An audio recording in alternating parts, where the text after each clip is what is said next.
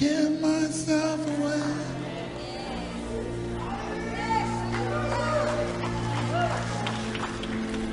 I give myself away so you can use me. I give. Au nom de Jésus. Amen.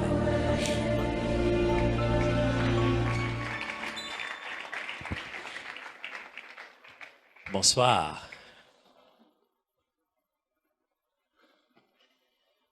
Grande est ma joie d'être encore ici pour partager avec vous la parole de Dieu, orienter l'étude biblique de ce soir. J'espère que tout le monde a sa Bible, n'est-ce pas? Que ceux qui n'ont pas de Bible disent Amen. Donc il y en a au moins qui n'en ont pas. C'est pas grave. Au moins, rassure-toi que tu as dit Amen en comprenant ce que j'avais demandé. Alors, nous sommes une assemblée chrétienne et nous faisons partie de ce que nous appelons les assemblées de Dieu. Voilà.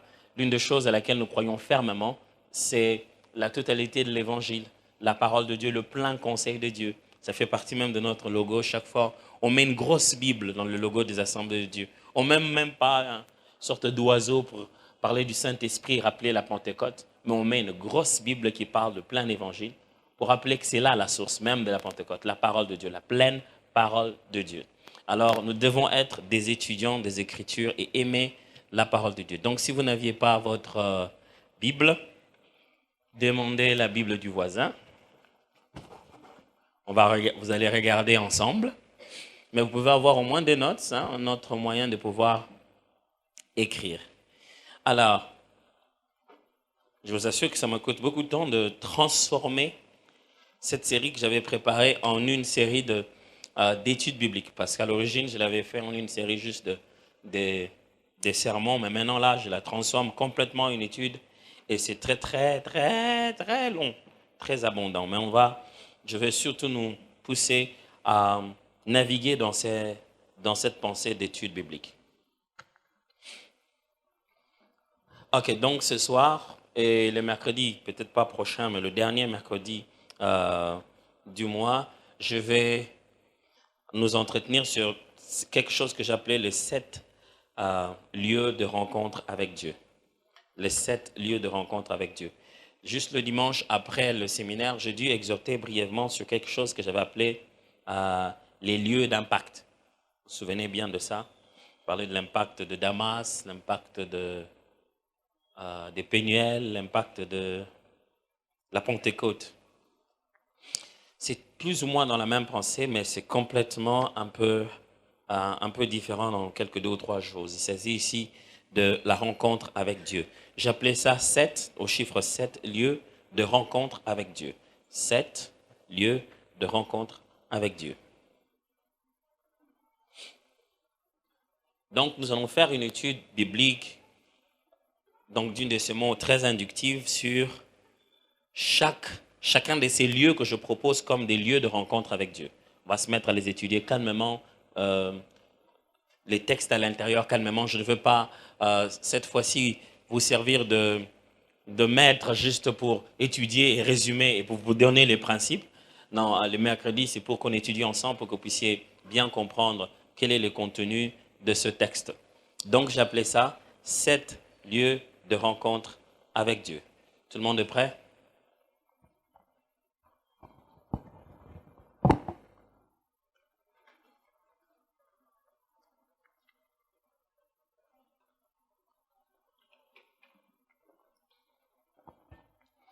Puisque c'est moi qui vous donne un thème, je devrais vous dire pourquoi je l'ai choisi et quelles sont les bases bibliques pour lesquelles j'ai choisi ce thème. 7 lieux de rencontre avec Dieu. Vous avez compris que la base est dans le chiffre et dans ce mot qui suit juste après.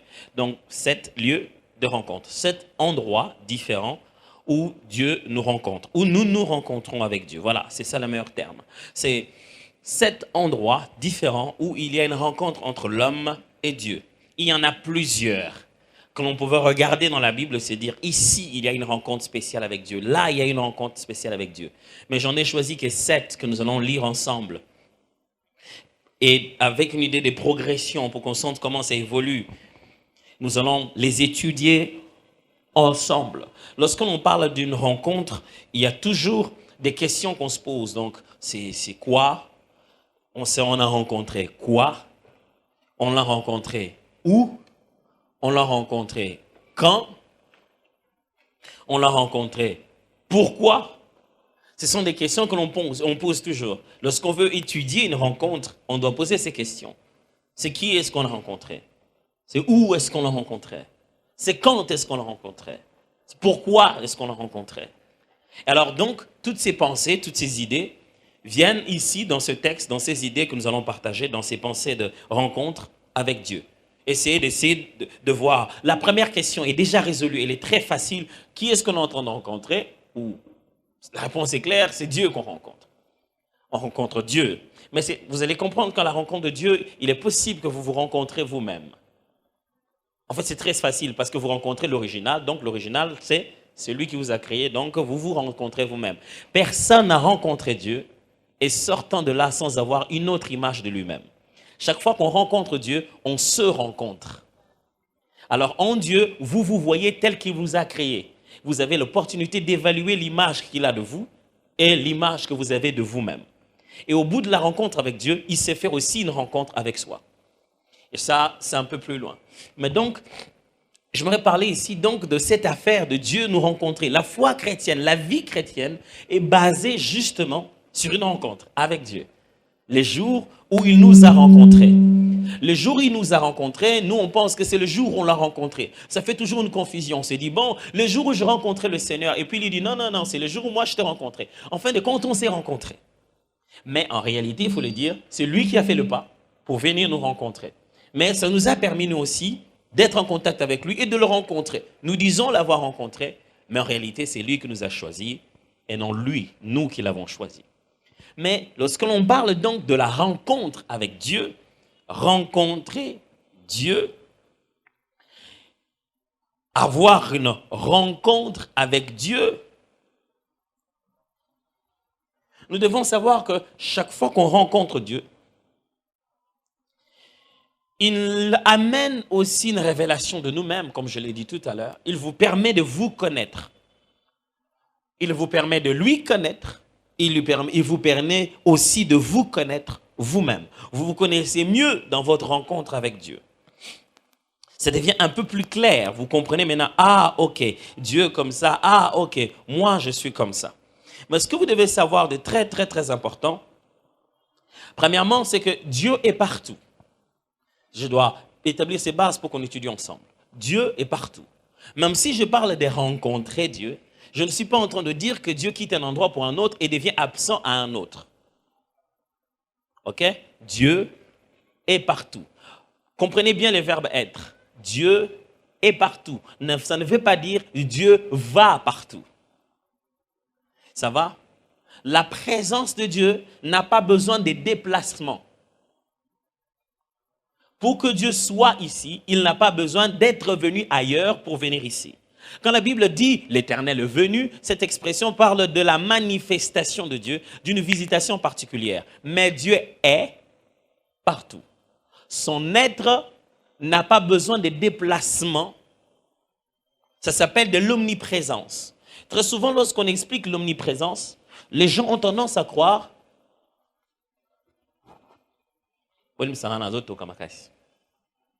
so na longue veste na nga boyo choba photo na Facebook yangu na kanga na tika te wapi je peux pas me faire avoir comme ça c'est comme maïle. Alors il faut une lettre officielle écrite par le pasteur Ken. Donc c'est-à-dire qu'à commis non, moi pasteur de la Gombe, j'autorise le prédicateur de prêcher en polo. Wana na ko l'accent na Facebook au cas où rien que pour contredire. Des fois, quand on parle de l'omniscience, les gens pensent que, dans l'omniprésence, excusez-moi, on pense que Dieu est partout dans le sens où Dieu va partout. Non. Ça ne veut pas dire que Dieu est partout. C'est dire, non. L'omniprésence est à comprendre comme ça.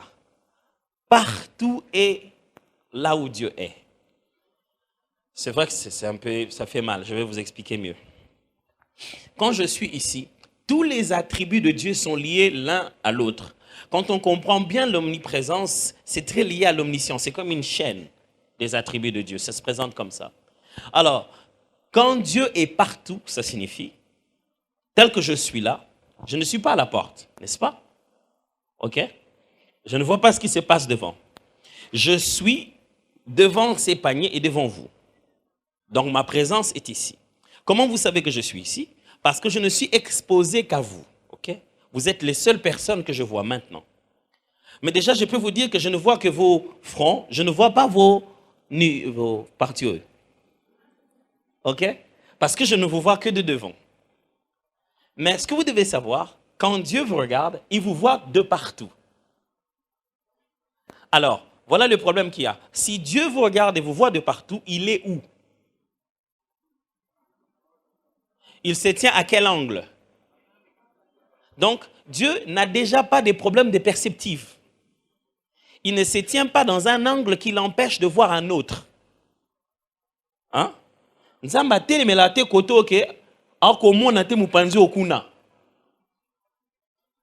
Pour faire ça, vous avez besoin d'être ici à un endroit et pas dans l'autre. Dieu a une vision qui n'est pas de 360 degrés, ce n'est pas du 4D, ce n'est pas du 3D, c'est du Dieu, c'est juste du D seulement.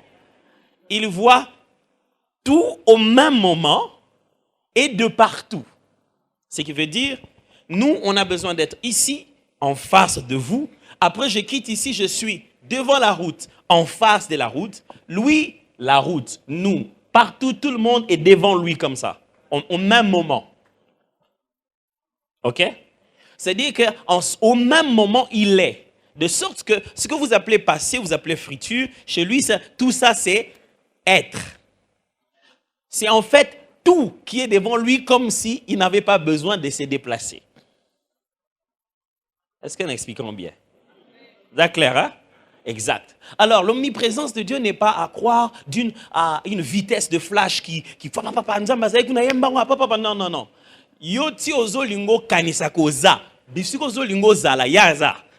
C'est-à-dire qu'il n'existait pas un nouvel endroit, un lieu qui se découvre, qui sera sans Dieu, ou que Dieu ne maîtrise pas, ou Dieu ne comprend pas cela. Dieu est partout.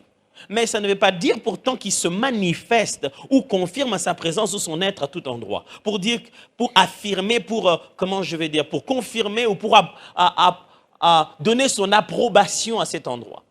Le problème avec la Bible, deux fois, c'est que la Bible utilise encore le mot Dieu est ici. Du coup, tu te dis, il est ici partout, mais encore il est ici, il n'est pas là-bas.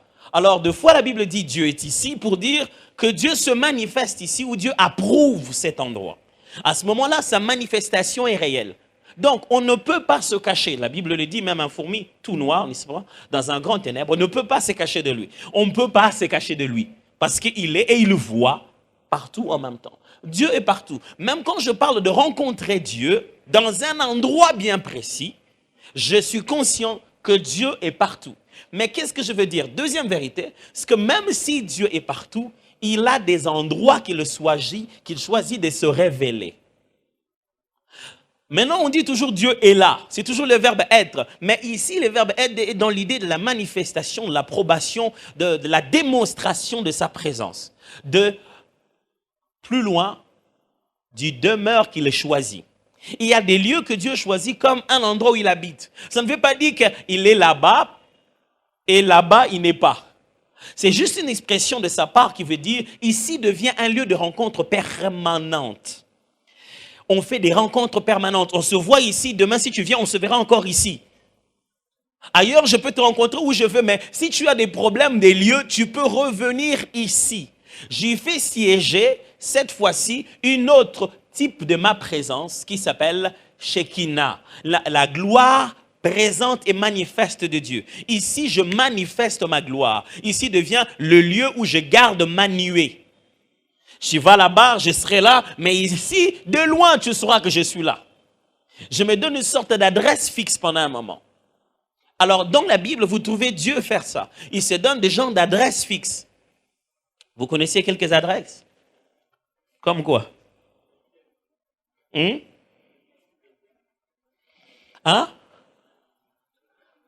Comme quoi? Bon, je comprends. Ceux qui sont pour. Comme quoi, par exemple?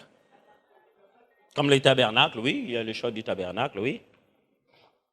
Pendant un moment, il en a fait son adresse. Il y a le temple. Il dit, ici, je te rencontrerai. Il y a la montagne elle-même de Sinaï, ou plutôt de Sion, là où s'est bâti le temple. Sinaï a été un moment où, pendant les déserts, Sinaï ou Horeb, comme on appelle ça aussi, a été le lieu où, pendant le désert, Dieu manifestait sa présence. Elle était si forte que même les animaux, s'ils passaient par là, tombaient et mouraient. Même les animaux n'étaient pas prévus de passer à ce côté-là à cause de la force de la présence de Dieu. Donc, vous trouvez dans la Bible des endroits où Dieu se manifeste, pas une fois, mais deux fois.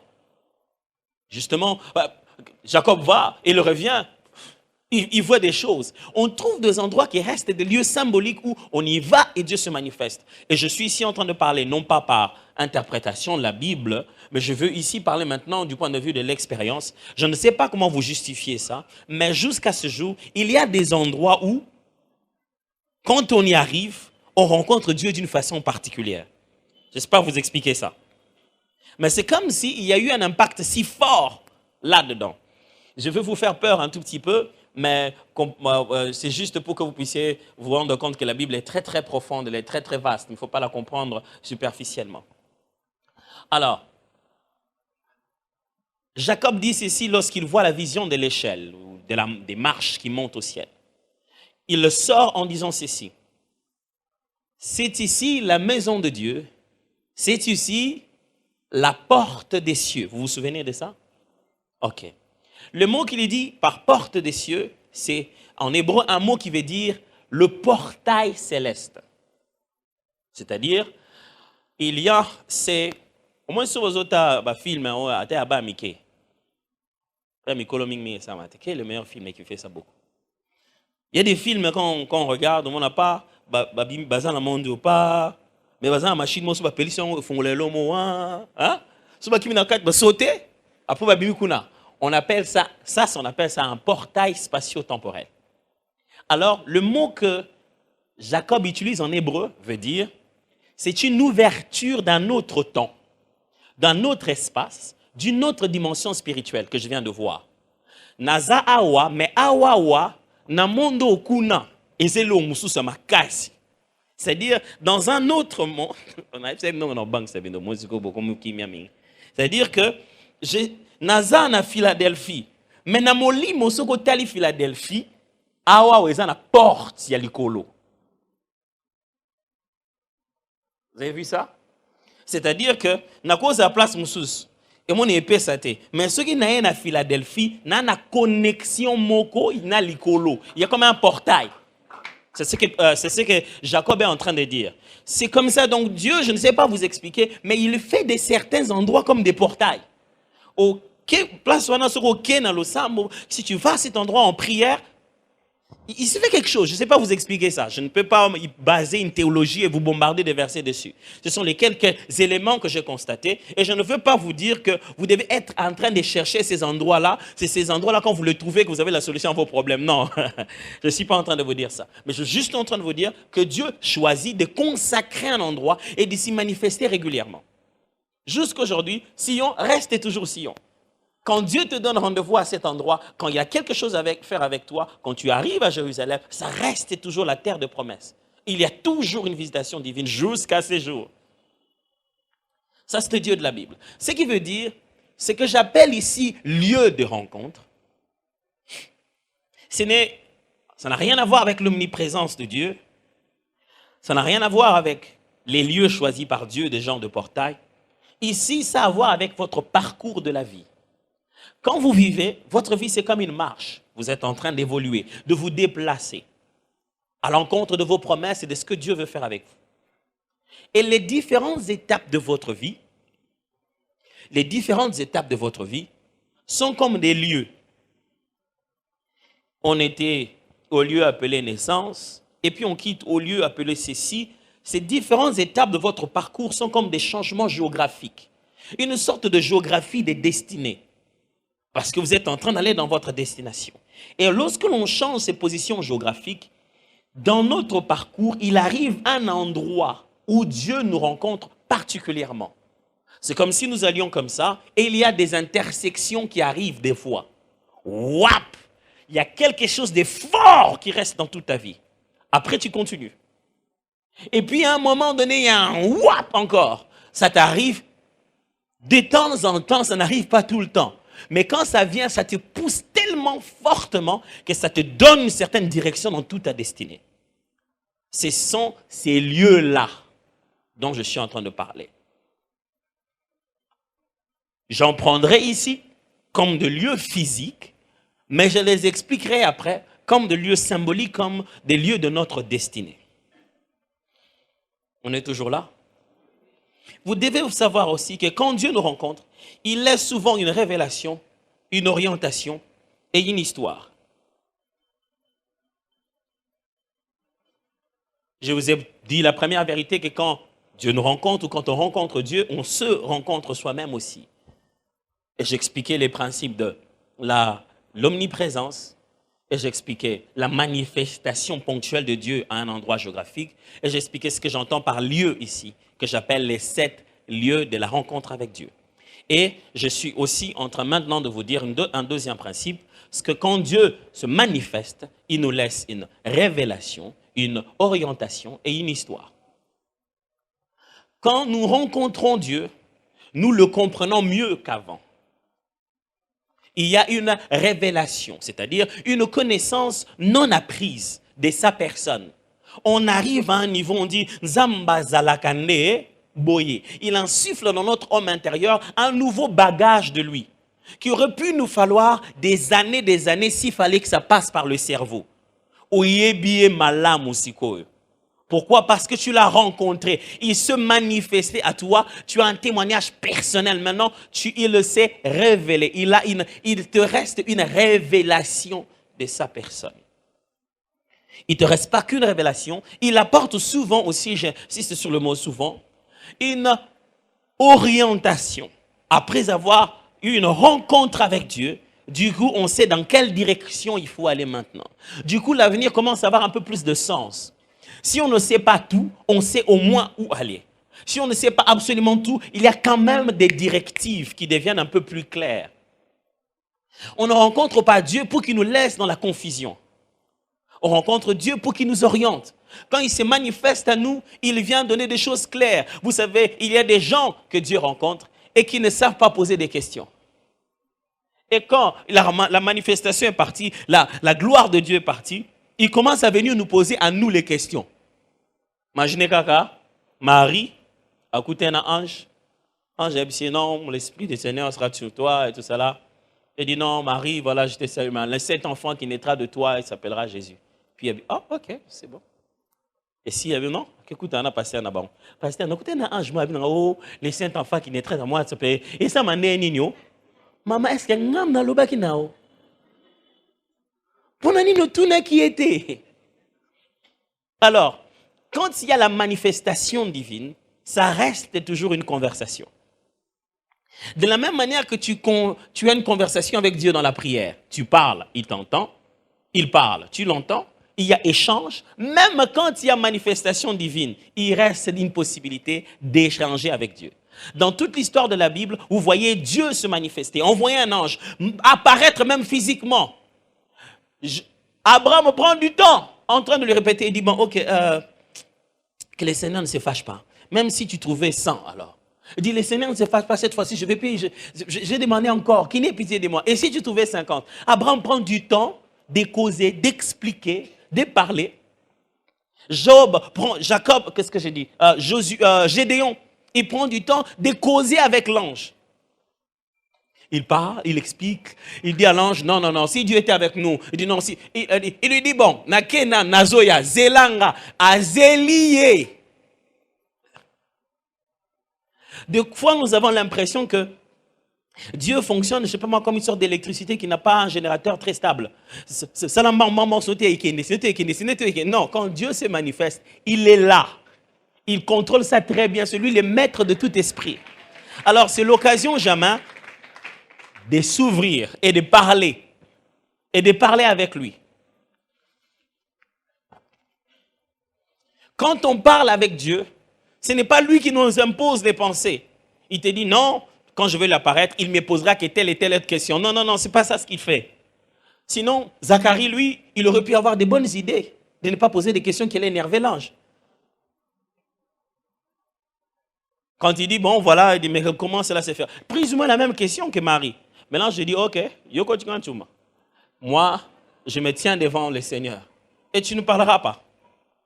J'aimerais juste vous dire, plus vous grandissez dans votre esprit, plus vous avez conscience de la conversation avec Dieu dans la prière, même dans votre songe, vous commencerez à poser des questions très précises. Parce que dans vos songes, c'est votre état d'âme spirituelle, c'est ce que vous êtes en esprit. Et ce que vous êtes en esprit, quand vous commencez à devenir suffisamment mature, vous poserez des questions. Les livres de prophètes que nous avons, ils ont des transports, des extases, des visions très longues. Un ange lui fait conduire et ils ont des conversations avec l'ange. Écoutez l'Apocalypse, regardez Daniel, regardez Zacharie. Il pose des questions à l'ange. Il dit, bon, il est dans une vision, mais il pose des questions. Frère, nous devons savoir que Dieu veut une relation avec nous. Ce n'est pas de la dictature. Ce n'est pas du genre, si moi je me manifeste, chut, tais-toi d'abord. Seigneur, chut, non, ça ne se passe pas comme ça. Sa sainte présence va s'imposer devant toi, c'est sûr et certain. Il communiquera sa pensée, mais tu restes toujours dans l'ouverture de t'exprimer. Ça ne veut pas dire que tu dois lui sortir, Seigneur, c'est seulement le vrai toi qui va parler. Tu ne pourras pas faire de l'hypocrisie. Alors, tu dois bien comprendre ton identité intérieure, bien porter tes fardeaux dans ton cœur, de sorte que même quand tu es devant Dieu, tu peux parler sincèrement et converser sincèrement. Jusqu'alors, est-ce que nous sommes, c'est clair?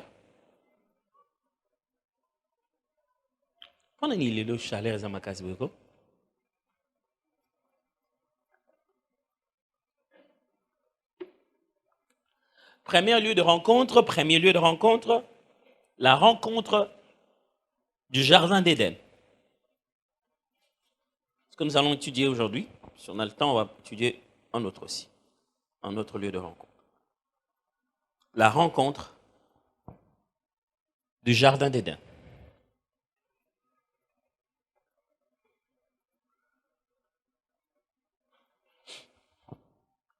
Je vais nous donner quelques 3 minutes à lire les textes de Genèse chapitre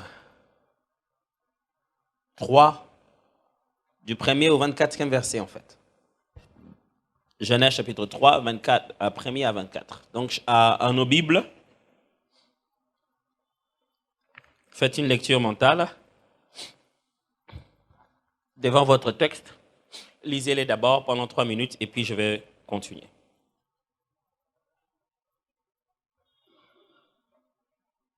Regardez votre Bible, sortez Genèse chapitre 3, commencez à lire du verset 1 jusqu'au verset 24.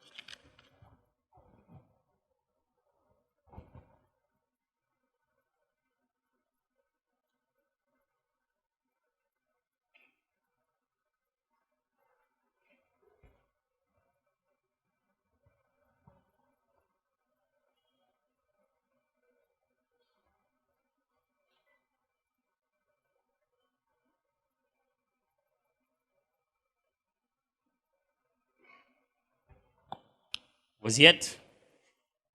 C'est fait? Si moi je lisais seul, ça allait être très court. Si je lisais à haute voix. Comment vous prenez beaucoup de temps à lire comme ça? Le serpent était le plus rusé de tous les animaux de champ que l'Éternel Dieu avait fait. Il dit à la femme, Dieu a-t-il réellement dit, vous ne mangerez plus de tous les arbres du jardin? La femme répondit au serpent, nous mangeons du fruit des arbres du jardin. Mais quant au fruit de l'arbre qui est au milieu du jardin, Dieu a dit, vous n'en mangerez point et vous n'y toucherez point, de peur que vous ne mouriez. Alors le serpent dit à la femme, vous ne mourriez point, vous ne mourrez point. Mais Dieu sait que le jour où vous en mangerez, vos yeux s'ouvriront et que vous serez comme des dieux, connaissant le bien et le mal. La femme vit que l'arbre était bon à manger et agréable à la vue et qu'il était précieux pour ouvrir l'intelligence. Elle prit de son fruit et en mangea. Elle en donna aussi à son mari qui était auprès d'elle et il en mangea. Les yeux de l'un et de l'autre s'ouvrirent. Ils connurent qu'ils étaient nus et ayant cousu des feuilles de figuier, ils s'en firent des ceintures. Alors ils entendirent la voix de l'Éternel Dieu qui parcourait le jardin vers le soir. Et l'homme et sa femme se cachèrent loin de la face de l'Éternel Dieu au milieu des arbres du jardin. Mais l'Éternel Dieu appela l'homme et lui dit, où es-tu? Il répondit, j'ai entendu ta voix dans le jardin et j'ai eu peur parce que je suis nu et je me suis caché. Et l'Éternel Dieu dit, qui t'a appris que tu es nu? Est-ce que tu as mangé de l'arbre dont je t'avais défendu de manger? L'homme répondit, la femme que tu as mise auprès de moi m'a donné de l'arbre et j'en ai mangé. Et l'Éternel Dieu dit à la femme, pourquoi as-tu fait cela? La femme répondit, le serpent m'a séduite et j'en ai mangé. L'Éternel Dieu dit au serpent, puisque tu as fait cela, tu seras maudit entre tous les bétails et entre tous les animaux des champs. Tu marcheras sur ton ventre et tu mangeras de la poussière tous les jours de ta vie. Je mettrai inimitié entre toi et la femme, entre ta postérité et sa postérité. Celle-ci t'écrasera la tête et tu lui blesseras le talon. Il dit à la femme, j'augmenterai la souffrance de tes grossesses. Tu enfanteras avec douleur et tes désirs se porteront vers ton mari, mais il dominera sur toi. Il dit à l'homme, puisque tu as écouté la voix de ta femme et que tu as mangé de l'arbre au sujet duquel je t'avais donné cet ordre, tu n'en mangeras point, le sol sera maudit à cause de toi. C'est à force de peine que tu tireras ta nourriture pour tous les jours de ta vie. Il te produira des épines et des ronces et tu mangeras de l'herbe de champ. C'est à la sueur de ton visage que tu mangeras du pain, yango vraiment, jusqu'à ce que tu retournes dans la terre d'où tu as été pris, car tu es poussière et tu retourneras dans la poussière. Adam donna à sa femme le nom d'Ève, car elle a été la mère de tous les vivants. L'Éternel Dieu dit à Adam et à sa femme, fit à Adam et à sa femme des habits de peau, et il les en revêtit. L'Éternel Dieu dit, voici l'homme est devenu comme l'un de nous, pour la connaissance du bien et du mal. Empêchons-le maintenant d'avancer sa main, de prendre de l'arbre de vie et d'en manger et de vivre éternellement. Et l'Éternel Dieu les chassa du jardin d'Éden pour qu'il cultivât la terre d'où il avait été pris. C'est ainsi qu'il chassa Adam et mit à l'orient du jardin d'Éden les chérubins qui agitent une épée flamboyante pour garder le chemin de l'arbre de vie. Vous devez savoir que les 4 premiers chapitres du livre de la Genèse sont les plus difficiles de toute la Bible. Pourquoi? Parce qu'ils contiennent à la fois des faits et des images. C'est à la fois littéral et symbolique. On ne sait pas à quel niveau se limite ce qui est littéral et à quel niveau se limite ce qui est symbolique. De fait, c'est en grande partie, beaucoup de choses sont symboliques. D'abord, vous devez savoir que le livre de la Genèse est reconnu comme étant le livre appartenant à l'auteur Moïse. Mais quand vous regardez la Pentateuque, donc les 5 livres appelés les livres de Moïse, vous remarquez que Moïse lui-même, il est né dedans. N'est-ce pas? Or, vous n'avez jamais remarqué qu'il est né dedans dans Exode chapitre 1? On ne cite même pas encore le nom de ses parents. Dans tous les livres d'Exode, presque pas. Un homme de la tribu de Lévi. Il prit pour femme une autre femme de la tribu de Lévi et ils eurent des enfants, ainsi de suite. Alors, c'est-à-dire que lorsque le peuple d'Israël sort d'Égypte, on se retrouve avec par un seul, des rares personnes qui maîtrisaient l'art de l'écriture. Un peuple qui est resté longtemps sous cet esclavage n'avait pas cet art de l'écriture, cette capacité d'écrire. Et les civilisations les plus intellectuellement élevées à cette époque, parmi elles, les Égyptiens en faisaient partie. Et souvenez-vous que Moïse a appris, a étudié, a grandi, non seulement au milieu des Égyptiens, mais dans la maison du roi. C'est-à-dire le niveau où l'éducation était totalement parfaite. J'aimerais juste vous dire en passant, quelquefois, Dieu nous fait voyager dans l'eau pour que nous arrivions là où on nous donnera le moyen pour rentrer là où le voyage a commencé. Je vais répéter ça. Quelquefois, Dieu met l'arche juste pour nous amener chez quelqu'un qui nous donnera les moyens qui nous permettront d'atteindre ce qu'il veut. Je vais encore mieux rendre cela. Moïse a eu sa mère qui avait peur qu'on puisse le tuer, qu'il le met dans un genre de arche, on appelle ça aussi arche en réalité. Genre de berceau fait avec des matières enduits de bitume, ça s'appelle aussi arche. Le même mot qui est là-bas, c'est le même mot pour arche, comme arche de Noé. On prend cette arche, on met Moïse à l'intérieur et il coule. Il coule tout droit dans la direction de la fille de Pharaon. Boum, il arrive entre les mains de la fille de Pharaon. La fille de Pharaon veut de Moïse. Je le veux, moi. Je veux cet enfant. Je vais prendre soin de lui. Et qui est-ce qu'il engage pour pouvoir prendre soin de lui? La mère de Moïse. Bizarre, hein? Moïse n'a pas changé de famille. Il était toujours le fils de sa mère. Il n'a pas changé de lait. C'était toujours le lait de maman. A Koline Karana Makamukara famille.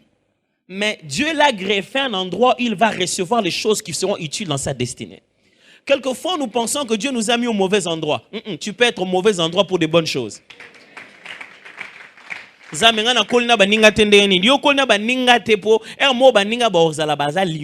Et tu seras le seul à avoir quelque chose qui n'ont pas. Deux fois, Dieu va nous faire grandir. Il nous fait lever. Et pas banguna.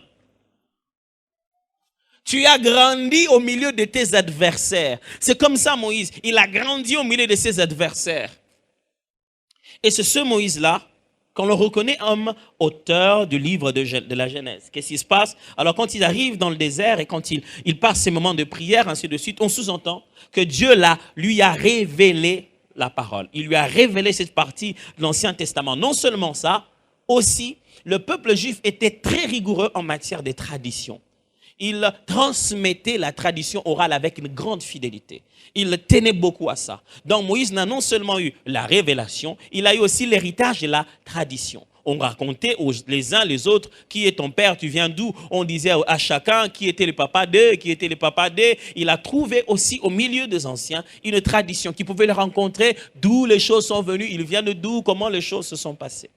Mélangeant les informations, la tradition et ceux de la révélation, Moïse écrit ces 5 livres. Travaille dans l'écriture de ces 5 livres, dont le tout premier est la Genèse. Genèse, quand Moïse écrivait, il n'a pas appelé ça Genèse. Ok? Je vais écrire un livre, comment on dit? Genèse. Non. Moïse n'a pas titré son livre. Genèse, c'est le mot. On appelle Genèse à cause d'une version de la Bible qu'il y a eu avec les temps, une version où on a dû traduire l'Ancien Testament, bien sûr, d'abord en grec. On appelle ça la version de la Septante. On a commencé maintenant, en traduisant la Bible en grec, on a commencé à titrer certains livres. Et dans ce livre-là, on appelait ça Genesis, qui veut dire le commencement, la source, les origines ou l'origine.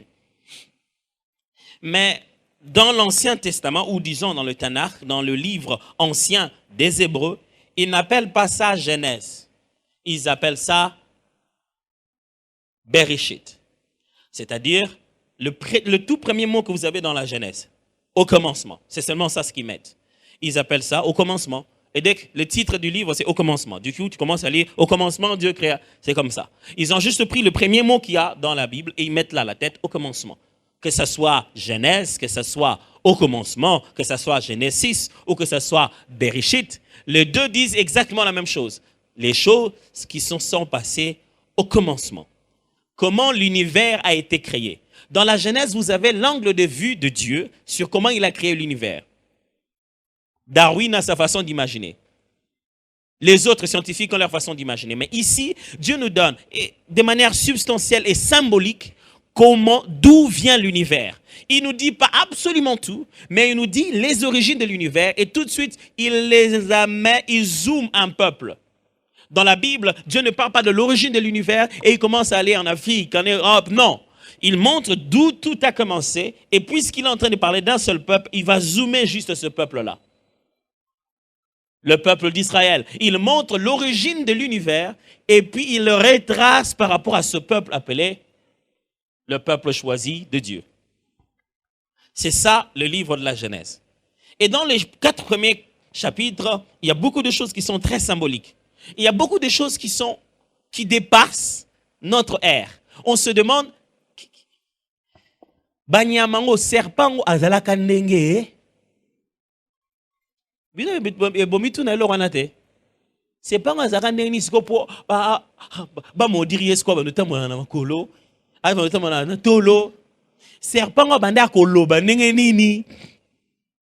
On se pose un tas de questions. Certains expliquent et donnent des réponses à cause des âges qui nous différencient. Même les archéologues ou les paléontologues, tous confirment que dans l'âge de l'univers, c'est comme si quelque part, il y a eu des créatures beaucoup plus gigantesques que nous aujourd'hui. Beaucoup plus grands que nous qui ont vécu. Et les formes de créatures avant ne sont pas exactement celles-ci. Est-ce qu'on trouve une référence dans la Bible? Oui. L'une des très grandes références, c'est la référence faite aux Anakim. Lorsque la Bible dit que les fils de Dieu eurent des enfants avec les filles des hommes, et ceux qui sont nés de ça étaient des... Hein? Ok. Des géants. Ceux qui mutumwinda botina mundele bon tolba chinois so chinois botina mutumwinda mwana wazandele omwe mwe lomo ba chinois ezat soit misu soit tai, c'est-à-dire qu'il y a comme un rassemblement, il y a comme un quelque chose qui se met. Chaque fois qu'on veut faire naître quelque chose, il y a connexion, rassemblage des éléments de deux personnes qui participent à cette naissance. Quand on regarde dans les femmes, les filles des hommes, il n'y avait rien des géants. Cette gamète de l'hérédité qui est entrée dans les enfants, qui les a causés à être géants, venait certainement de ce que la Bible appelait les fils des hommes. C'est-à-dire quelque chose de chez eux a causé toute une autre race sur la terre appelée des géants. Alors, il est clair dans la Bible que l'époque que nous vivons aujourd'hui et l'époque qu'on est en train de raconter là dans Genèse, c'est très, très, très loin. Et beaucoup de choses étaient très différentes d'aujourd'hui. Alors, quand on est en train de dire, on voit Adam et Ève dans le jardin d'Éden, ne regardez pas ça comme dans un film, dans un jardin de Hollywood. Non. C'est complètement des années et des années très, très, très. Alors, très, très.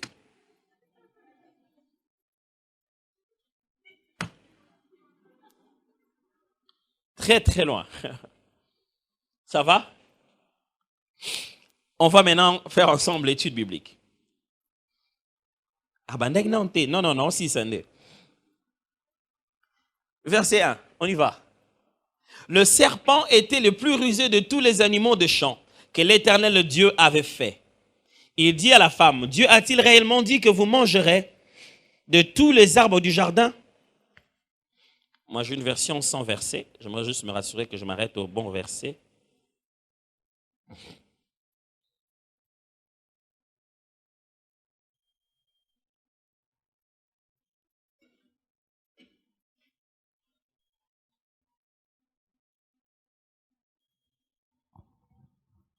OK.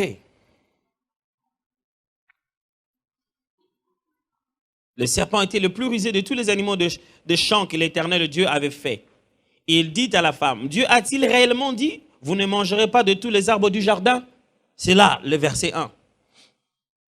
Nous sommes arrivés au livre de la Genèse et au chapitre 3 pour étudier un lieu de rencontre. Pourquoi je choisis le chapitre 3? Parce qu'il s'est fait des rencontres. Pas seulement une seule rencontre, mais on dirait des rencontres. La femme rencontre le serpent, voilà. Il y a une conversation. Et puis, c'est l'un de rares endroits où on parle des dieux qui viennent visiter les hommes et ils font une autre rencontre. Comment ils avaient la relation avant, comment ils venaient les voir avant, mais ici, il est clairement montré que Dieu les rencontre. Il y a une rencontre. Après cela, l'homme fait une rencontre avec soi-même, c'est-à-dire, il découvre maintenant quelle va être sa destinée. Il est en face de Dieu. Maintenant, qu'est-ce qu'il va devenir demain? Il se rend compte maintenant de qui il va devenir. Qu'est-ce qu'il va devenir dans les jours à venir? Commençons donc par le chapitre 1. La Bible dit, le serpent était le plus rusé de tous les animaux. Des fois, quand nous lisons la Bible, nous avons tendance de déjà tout comprendre. Ezamabé. Devant la Bible, il faut être ignorant. Est-ce que vous m'entendez? Soyez ignorants, c'est comme ça que vous poserez de bonnes questions et vous comprendrez la Bible. Nous avons tendance à ramasser les prédications qu'on a entendues dans le taxibus, ce qu'on a entendu en passant dans une radio. Et toutes ces choses-là, sans compter les livres des témoins de Jéhovah au Talaki et les documentaires, toutes ces choses-là, il faut être suffisamment fort quand on regarde la Bible et se dire, ok, tout cela je ne connais pas. Je vais d'abord savoir ce que la Bible dit et ne pas sous-entendre ce qu'elle dit. Avant bima au linga Bible makasi. Soko tanga kite lelo. Au bando tanga makasi. Finalement, pourquoi il continue de dire la Bible n'a tanga ngokasi. Le serpent était le plus rusé de tous les animaux de champ. Tangi bon bino, Satan a dit ne nyamawa le kaba nyamana suna. Pourquoi on parle des animaux de champ? Qu'est-ce qu'on appelle les animaux de champ? On dit comme maman, bien, hein? Pourquoi on parle les animaux de la forêt? Depuis tout le temps, il y a la Bible. Depuis tout le temps, il y a Genèse. Les lions de monde qui parlent les animaux des champs.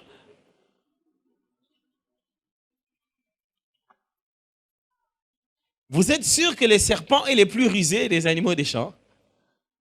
Naba nyamanyo soto yebi. Nyamamno aza mayil makasi. Vous assurez eza nyoka. Oh, monsieur Bimboloko. Oh, bah fable trop. Arrête de lire trop La Fontaine.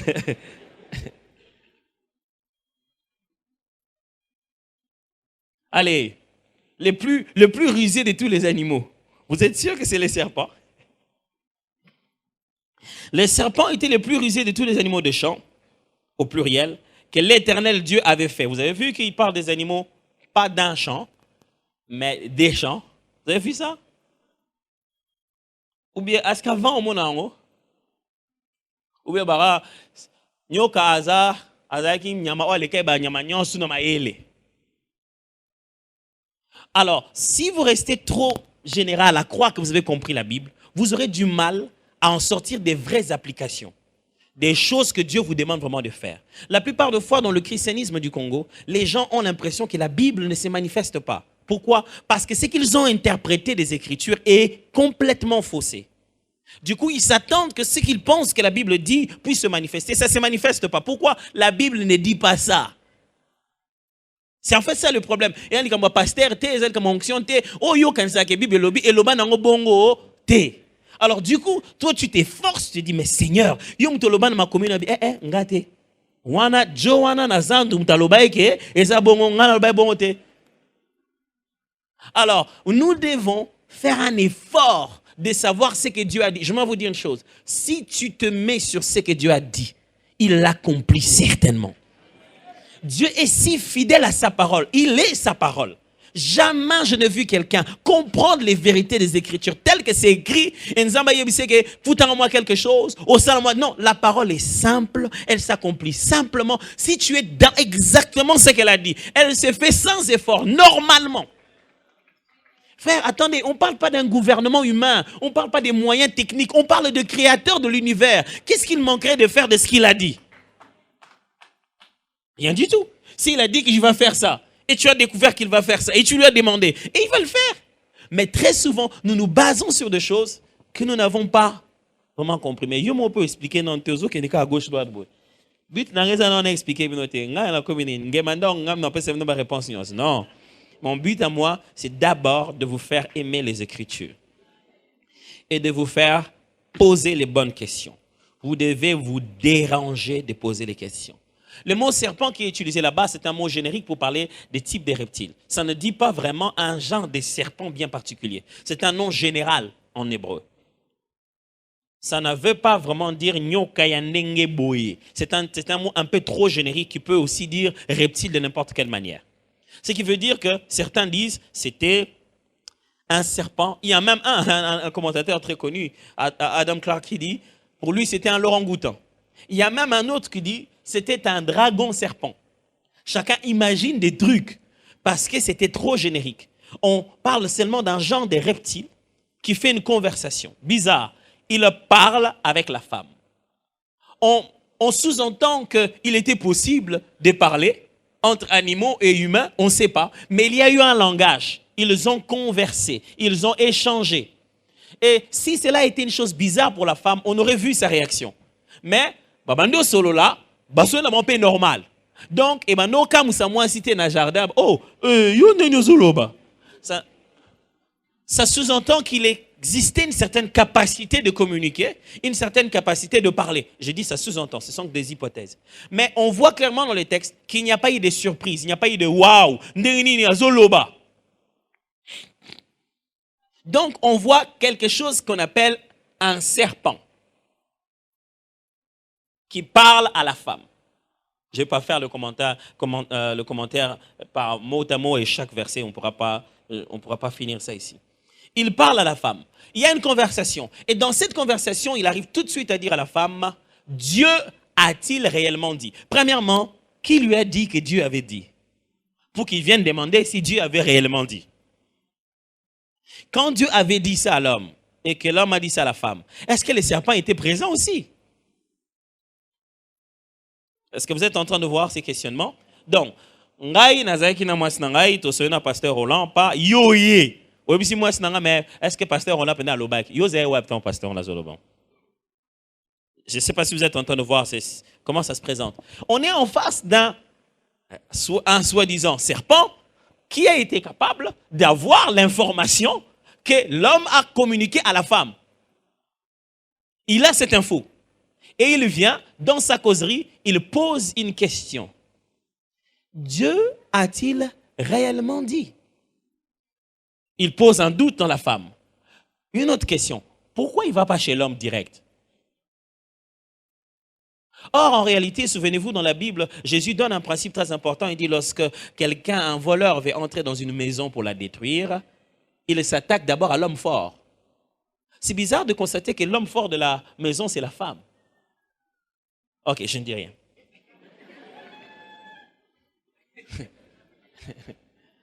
N'a le beloté. C'est rien dit. J'ai simplement dit que Jésus, ce n'est pas la descendance de l'homme, c'est la descendance de la femme. C'est simplement ce que j'ai dit. J'ai dit que Dieu, pour sauver l'humanité, n'a pas collaboré avec les hommes, il a collaboré avec la femme. Je n'ai pas dit grand-chose, j'ai simplement dit que c'est ça, en fait. Donc, c'est bon. Nous avons été raillés de la liste pour produire le Messie. Le Messie, il a quelque chose de Dieu et quelque chose de la femme, un point, c'est tout. Mais ce n'est pas grave, ce n'est pas moi ce que je viens de dire.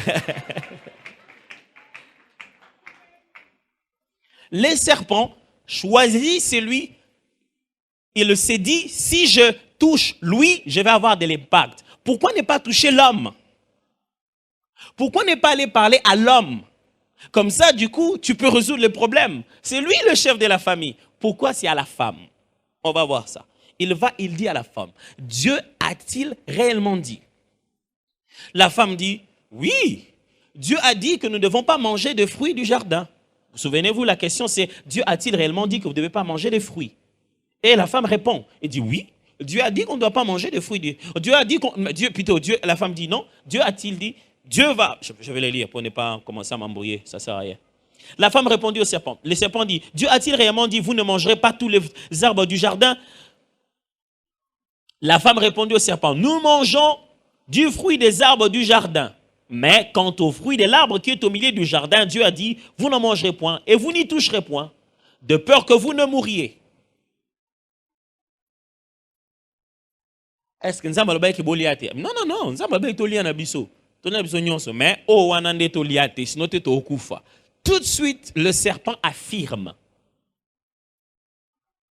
Il ne continue plus sa démarche de séduction. Il commence à imposer des affirmations. Il dit, vous ne mourrez pas. Waouh, quelle autorité. Attends, tu viens de parler de Dieu. Et Dieu nous a dit qu'on mourrait.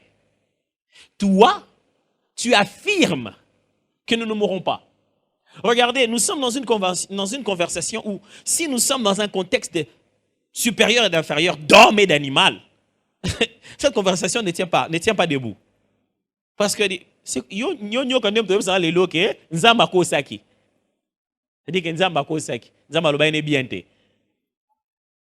alors, il y a quelque chose de plus qu'une femme et un serpent ici. Il dit, ok.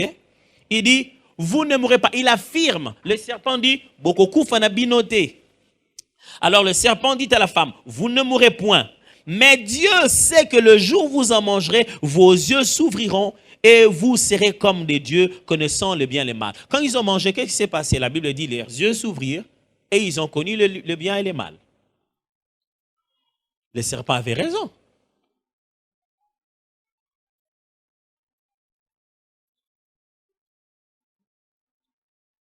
Le serpent avait raison. Mais il y a juste un petit problème, c'est qu'ils ne sont pas devenus des dieux.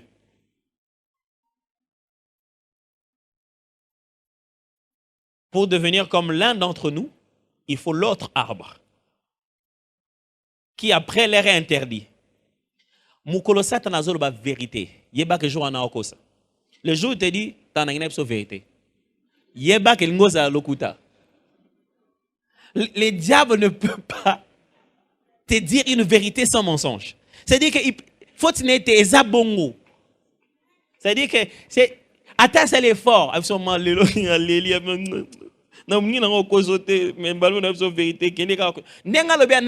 y a quelque chose. Quand on dit que les serpents étaient les plus rusés, le mot qu'on utilise là-bas, rusé, c'est un mot qui peut aussi se prendre de temps en temps dans un sens positif. Mais ici, ça ne peut pas être pris dans un sens positif. Ça veut dire littéralement le plus sage, le plus habile, celui qui sait le mieux raisonner. Mais dans le sens où on entend en parler ici, c'est celui qui sait le mieux concocter des méthodes, des ruses. J'insiste sur des mots, quand je vais les rassembler, vous devez bien le comprendre. C'est-à-dire, ce n'était pas qu'il était le plus fort, il était le plus rusé, le plus capable de mettre en action un plan, une méthode, une stratégie pour atteindre ses objectifs. Et sa stratégie ici, c'est une conversation. Il commence à parler. Écoutez-moi, toutes les rencontres que vous pouvez faire dans votre vie, la rencontre la plus dangereuse, c'est avec une parole. La rencontre la plus dangereuse, c'est toujours avec une parole.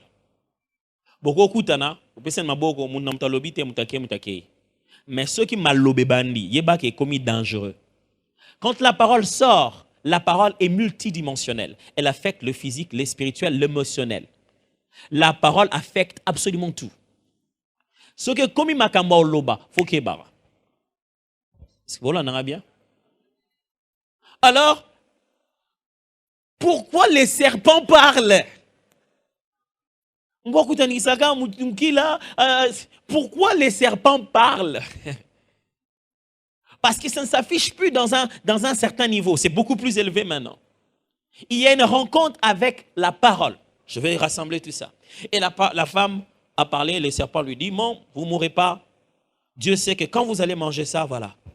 Et la Bible dit, la femme a regardé le fruit, elle a trouvé que c'était beau, que ça pouvait être agréable à manger. J'aime bien ce que la Bible dit. C'est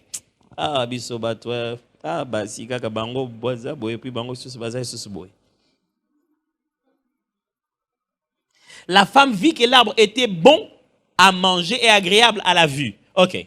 Elle n'a pas encore mangé. Mais elle a vu que l'arbre était bon à manger. La deuxième des rencontres les plus difficiles, la plus importante qu'il faut faire très attention, c'est la rencontre avec les yeux. Si on peut te faire voir on a du pouvoir sur toi. Voir est toujours lié à un certain pouvoir. Blomzus, Kangamus, Leka. Parce que si tu vois, mon frère, ça reste. Il y a des choses comme on a au Kangama. Ok, now. Mais namutu, oko fungolango, oko tinakati, otali. Namutu. Alors, tout ce qui peut rester dans... Écoutez-moi, le diable peut juste imaginer moi l'on ma bé. Boutou batinde le mando to mo pas.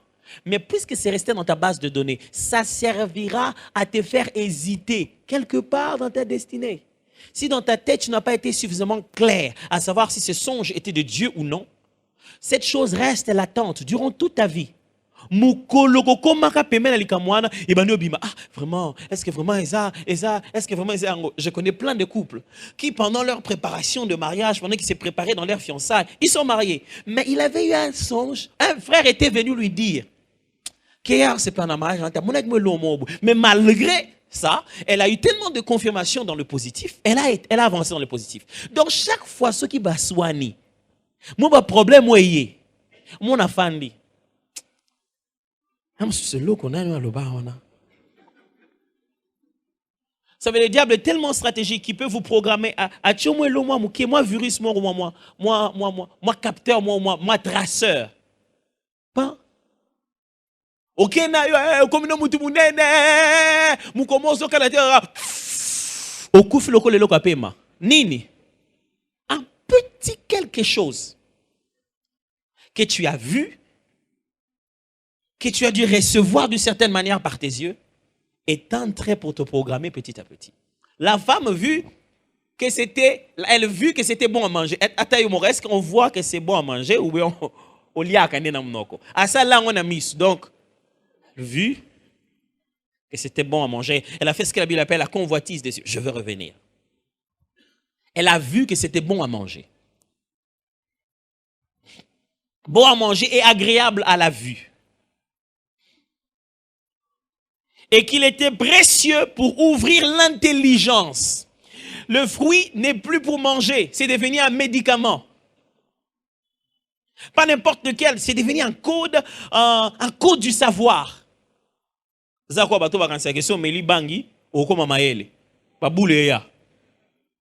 ne sais pas comment ils font ça. Alors, donc ici pour cette femme, ce n'est plus juste un fruit, c'est plus juste bon.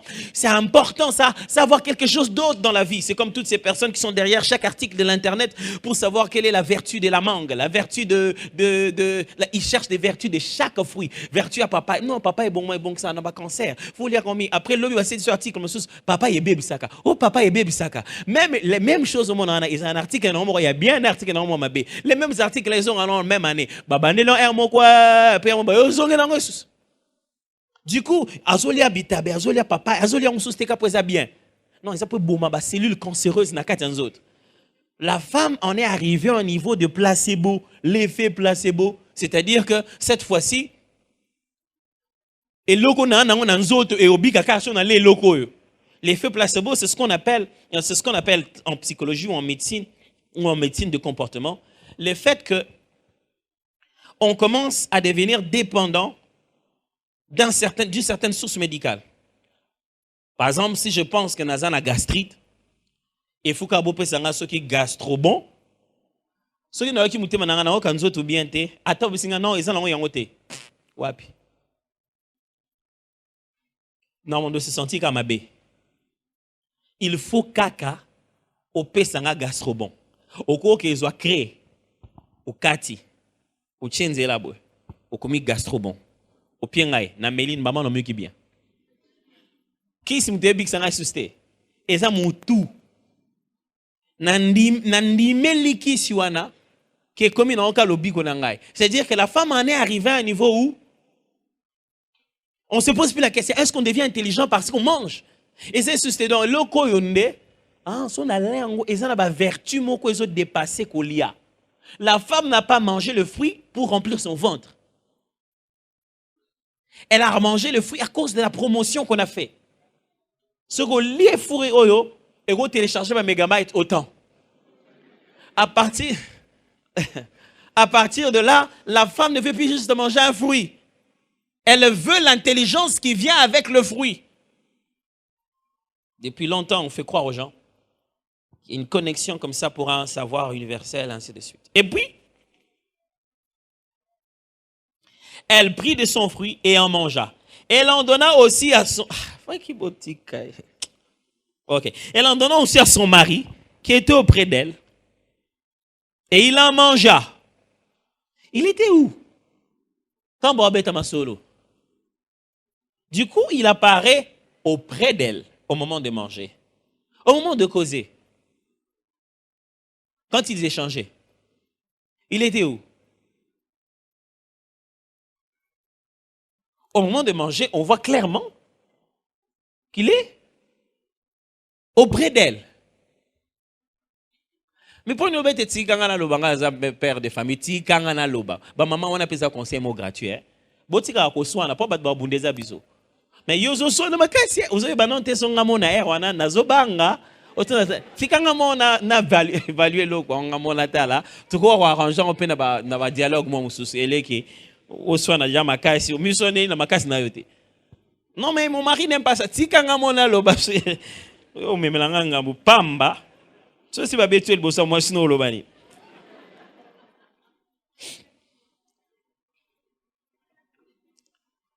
Les yeux de l'un et de l'autre s'ouvrirent, ils connurent qu'ils étaient nus et ayant cousu des feuilles d'olivier, ils s'en firent des ceintures.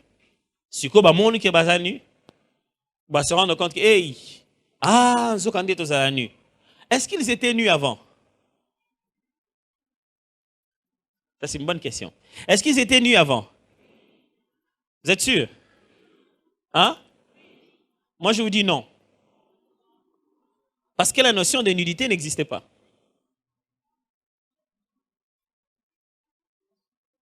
C'est la connaissance de la nudité qui a créé la nudité.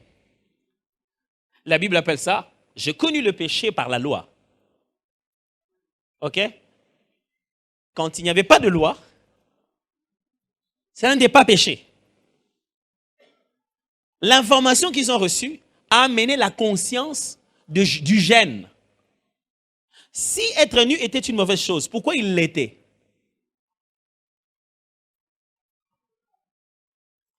Si être nu, c'était pas bien. Est-ce que cette information les a rendus capables de se développer dans une plus grande connaissance ou de découvrir des limites?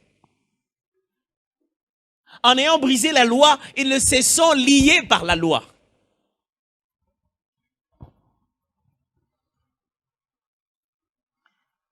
Alors, la Bible dit, ils vont se cacher. J'ai besoin de wrap up this stuff quickly, otherwise, on va passer tout le temps ici. Alors, ils sont allés se cacher. Maintenant, vous devez me croire. Ils sont allés se cacher parce que ils se sont rendus compte qu'ils sont nus. À quel moment ils se cachent? La Bible dit, ils entendirent la voix de l'Éternel qui marchait. Hein? Autant on a la Bible,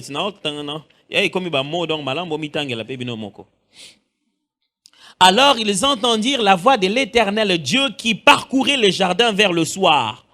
Et l'homme et sa femme se cachèrent loin de la face de l'Éternel au milieu des arbres du jardin. Mais l'Éternel Dieu appela l'homme et lui dit, où es-tu? Il répondit, j'ai entendu ta voix dans le jardin et j'ai eu peur parce que je suis nu. Ok. Il a entendu la voix de l'Éternel qui marchait.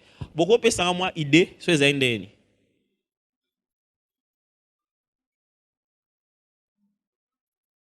L'Éternel en eau sans naine. On sifflait. Hey, l'Éternel, l'Éternel. Essayez de comprendre, c'était quoi? Il a entendu la voix de l'Éternel qui marchait. Qu'est-ce qui marchait? C'est la voix ou c'est l'Éternel qui marchait? L'Éternel marchait. Il parcourait. Comment quand il parcourait, pourquoi ils n'ont pas dit, ils ont entendu les pieds de ses pas? Pourquoi ils ont entendu la voix? Il parlait.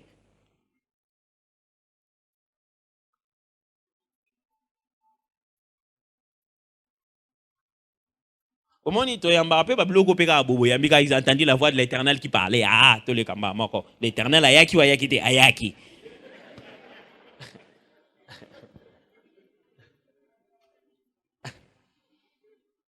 Alors ils ont entendu la voix de l'Éternel qui parcourait les jardins. Ah, c'est lui. Ils sont allés se cacher. Quand ils se cachent, l'Éternel dit, Adam, où es-tu? L'Éternel ne le voyait plus ou quoi? Il dit, Adam, où es-tu? Il dit, j'ai entendu ta voix, tu venais, et puis je me suis caché ici derrière les jardins. N'oubliez pas qu'ils ont déjà fait des habits pour se couvrir. Mais malgré ça, ils se cachent. Et il dit, parce que je suis nu. Est-ce que vous ne lisez pas la logique là, du texte? Ils ont déjà fait des habits avec les feuilles.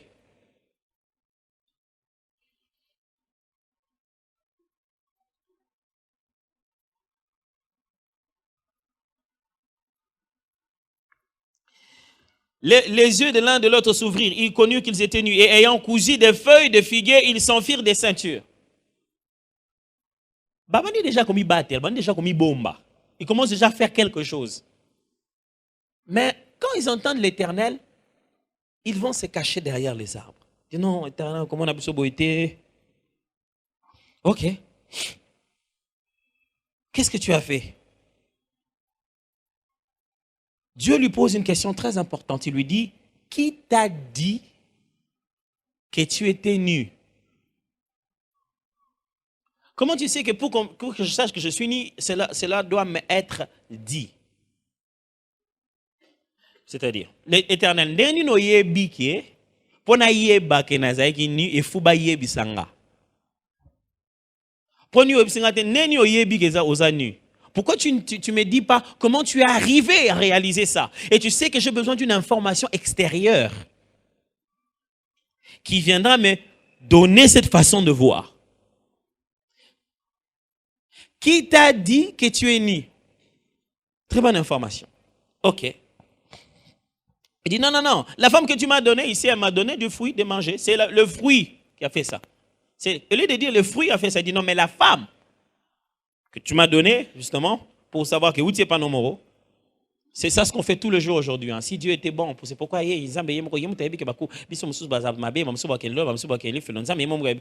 le monde a tendance à faire croire que c'est la faute de Dieu. C'est la femme que tu m'as donnée qui m'a donné ça. Bah, voilà, j'en mangeais.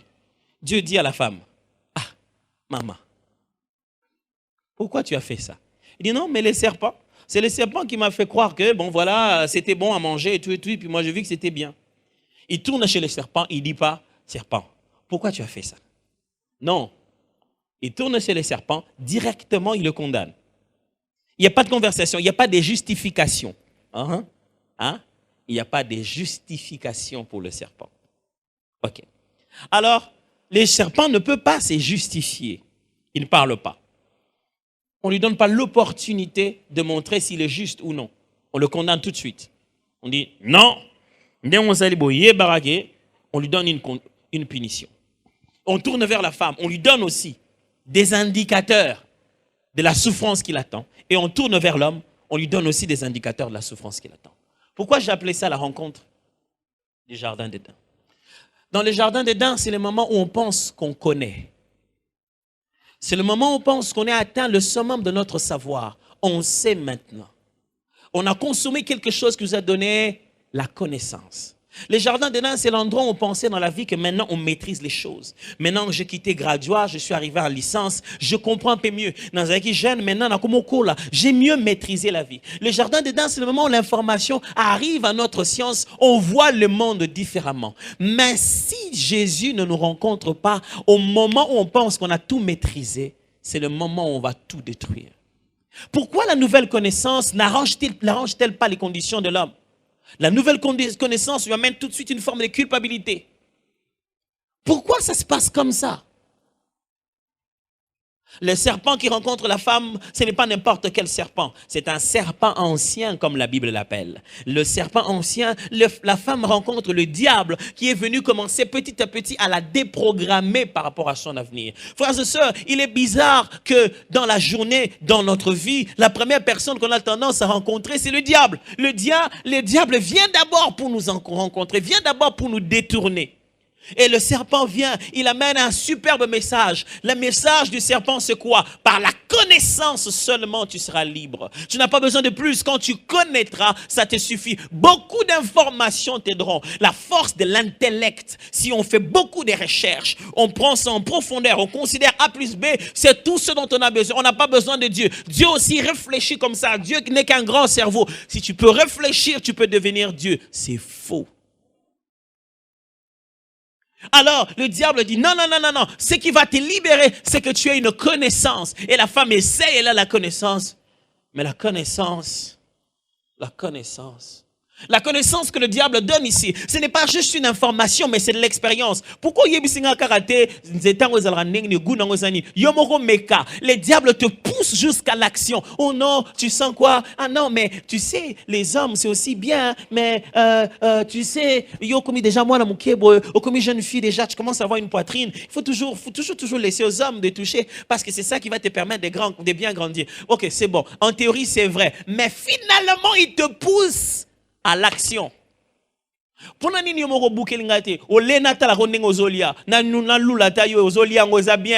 c'est moi qui dois manger? Si tu sais que ça donne l'intelligence, va manger. Deviens intelligent. Pourquoi c'est moi qui dois manger? Le diable sait qu'il veut nous pousser jusqu'à consommer la faute. Et nous consommons toujours la faute. On en arrive jusqu'à l'avoir fait. Combien de gens ce soir ne sont-ils pas au niveau de l'avoir fait, cette mauvaise chose? C'est qu'ils ont redouté, ils l'ont quand même fait. Combien de gens ne se réveillent-ils pas à un endroit et se disent, oh Seigneur mon Dieu, c'est pas vrai, comment je vais justifier ça? Comment je le fais? Combien de gens ne se réveillent-ils pas en mettant leurs deux mains sur la tête? Ils disent, nous amènons aux ongles, ils sont Seigneur, combien de gens n'ont-ils pas la main sur leur tête après avoir goûté? Ils sont maintenant pleins de culpabilité. Maintenant que tu as goûté à la drogue, est-ce que tu vas mieux? Maintenant que tu as goûté à la vie sexuelle, est-ce que tu vas mieux? Et maintenant que tu as goûté à ta secrétaire, est-ce que tu vas mieux? Maintenant que tu as goûté à un homme blanc, est-ce que tu vas mieux? Quand on a goûté après le diable, on ne va pas mieux. On est plein de culpabilité. Quand vous rencontrez le fruit, vous restez plein de culpabilité. Le diable lui a proposé, il a dit, écoute, femme, si tu manges, alors ça sera bien. Mais la Bible dit, ils entendirent la voix de l'Éternel qui marchait dans le jardin. Je vous ai expliqué le dimanche que l'hébreu a cette histoire de droite et gauche qu'il faut tout le temps tourner les mots pour qu'on le comprenne dans notre langue. Dans les temps de l'hébreu et dans l'association des mots, il y a des mots quand on les met ensemble, ça n'a plus le même sens. C'est comme nous. Si je dis, aux alamboula combien? Du coup, tu comprends le contexte dans lequel j'utilise le mot mboula. Mais si je dis, est-ce qu'un mboula est bandit? Tu comprends que c'est un autre sens. Obi, autres mboula nini. Le même mot mboula toujours, lorsque je l'associe à un autre mot à côté, ça détermine le sens propre de ce mot mboula là. Selon que c'est l'année, selon que c'est la pluie, ok, selon que c'est l'âge. Et les deux mots qui sont en hébreu là-bas, quand on les associe, la bonne traduction devrait dire « Ils ont entendu la voix de l'Éternel marcher dans le temple », c'est-à-dire marcher dans le jardin, c'est-à-dire celui qui marchait s'appelait la voix de l'Éternel. Quand on dit « Ils ont entendu la voix de l'Éternel marcher dans le temple », ce n'est pas « Ils ont entendu la voix de l'Éternel marcher dans le temple et ils ont entendu sa voix ». Non. Ils ont entendu quelqu'un qui s'appelle la voix de l'Éternel en train de marcher dans les temples. Littéralement, le mot là-bas, c'est « ils ont entendu le mot de l'Éternel ». La parole de l'Éternel marchait dans les temples, dans le jardin. Quand il dit « ils ont entendu la parole de l'Éternel marcher dans les jardins », ça ne veut pas dire « ils ont entendu Dieu qui parlait et ses paroles marchaient ». Non, ils ont entendu quelqu'un qui s'appelle la parole de l'Éternel marcher dans le temple. Les hommes ont fait du mal. Ils auraient dû aller chercher Dieu du Seigneur. Et Simbite Awa. Quand nous avons des problèmes, nous avons tendance à nous cacher, à trouver d'abord une propre solution. Celui qui veut se rencontrer avec Dieu doit apprendre à abandonner. Et Simbite mais je ne peux pas. Et la parole marchait, oh gloire à ton nom. La parole marchait dans, oh gloire à Dieu.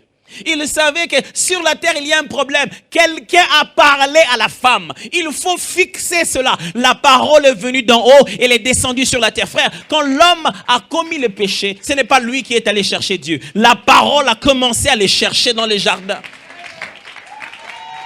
La première rencontre que tout homme doit faire dans sa vie, sur les 7 lieux de la rencontre, c'est rencontrer la parole qui marche dans les jardins.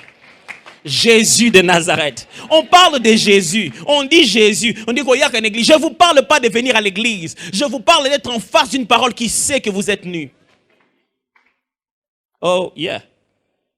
Il se cache. Comment? Pourquoi vous vous cachez? Il sait que nous sommes nus. Le problème que nous avons à l'église, peu de gens ont fait des rencontres de nudité avec Christ. Quand ils ont vu Jésus, ils sont allés se cacher derrière l'arbre. Basol, si, et sili. Il ne veut pas lui dire, je fuis parce que je suis nu. Non, est-ce que pasteur a eu un problème? Nous ne connaissons pas vos vies derrière ici. Nous ne savons pas où vous allez après les églises. Nous ne connaissons pas avec qui vous prenez vos photos de Facebook. Nous ne savons pas si vous sortez avec les gens de qui ne devaient pas. Nous ne savons pas si vous volez dans vos entreprises. Nous ne savons pas. Nous ne savons pas si vous trichez dans vos écoles. Nous ne savons pas. On ne saura pas. Mais si vous ne dites pas ça à la parole, il n'y a pas de pardon. Vous n'avez pas d'avenir. Si vous croyez que c'est à force de venir et de fréquenter certaines personnes, vous pouvez vous couvrir un peu avec une ceinture. Vous savez pourquoi ils ont mis la ceinture? Parce que c'est l'endroit exact où on met la vérité. Et ils l'ont substitué par autre chose. Ce n'est pas à force de mensonges, frère, que vous allez vous couvrir devant Dieu. Celui qui ment, se ment. Mutuazokosa, azomikosa. La première rencontre que vous devez faire dans votre vie, c'est la rencontre de la vérité. Et dire, Dieu, je suis comme ça, nazalaka boyende, sungangai, eloko comme eloko mususu. Comment tu peux avoir pris la décision 10 fois, 20 fois, 4 fois, mais oti kakakakate, et pour continuer au kaniteke, yomoko olongango. Comment tu peux te battre tout le jour avec le même adversaire, tout le jour avec la même méthode, tout le jour en train de perdre, et tu continues à croire qu'un jour tu vas gagner? Ça ne se passe pas comme ça. Si tu te bats tous les jours sans gagner, demande de l'aide. La première rencontre de l'homme, c'est au niveau de sa vulnérabilité. Là où il le sait,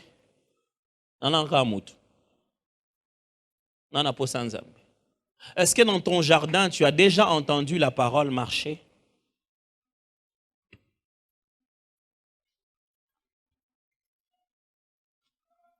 Est-ce que dans ton jardin, tu as déjà entendu la parole marcher?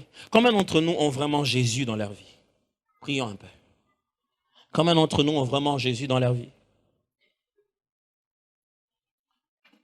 J'aimerais faire un appel. Aujourd'hui, c'est mercredi, je sais. Mais qui a dit qu'il y a le mercredi, il n'y a pas de fête au ciel? Qui a dit qu'il n'y avait pas des anges disponibles pour glorifier Jésus si quelqu'un s'est repenté? Qu'est-ce que le diable vous a déjà dit? Qu'est-ce qui vous a déjà fait goûter? Qu'est-ce que vous avez déjà touché et palpé? Est-ce que vous allez mieux?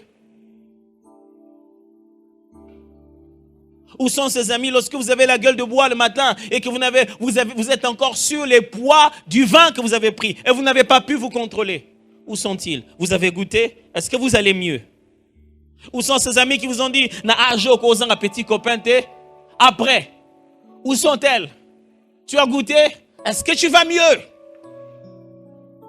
Si tu as goûté à quelque chose qui fait que tu vas mal, écoute ce soir la voix de l'Éternel qui marche dans le jardin. Si cette rencontre rate dans ta vie, aucune autre rencontre n'est possible. Aucune autre rencontre ne sera utile. Tu n'auras rien du tout à part ça. Alors j'aimerais te demander ce soir, si tu te rencontres, même si tu peux dire, pasteur, tu sais, je venais déjà à l'église. Oh, moi, j'aimais l'église. Je m'étais même inscrit dans certains programmes d'église. Jusqu'au jour où on m'a fait cet appel en me disant, ce n'est pas ça. Il faut plutôt rencontrer le roi de gloire. Ce soir, j'aimerais vous demander une faveur. Si vous pensez que vous voulez vraiment, sincèrement, ouvrir votre cœur à Jésus, qu'il devienne votre Seigneur, votre Maître, qu'il vous aide. Plusieurs fois, vous avez tourné en rond, vous dites, Seigneur, Mbalo kota kati nangai. Viens au secours. Viens au secours de mon incrédulité. J'aimerais te donner ma vie. Si c'est ça votre décision, je vous en supplie. Lèvez-vous simplement là où vous êtes. Et je vais prier avec vous.